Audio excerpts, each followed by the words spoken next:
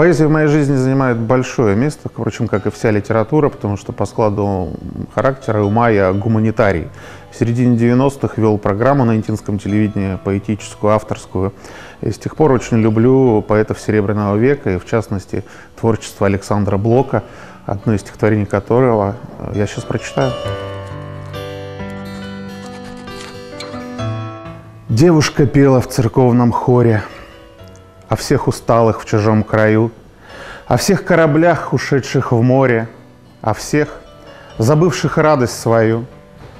Так пел ее голос, летящий в купол, и луч сиял на белом плече, и каждый из мрака смотрел и слушал, как белое платье пело в луче, и всем казалось, что радость будет, что в тихой гавани все корабли, что на чужбине усталые люди светлую жизнь себе обрели.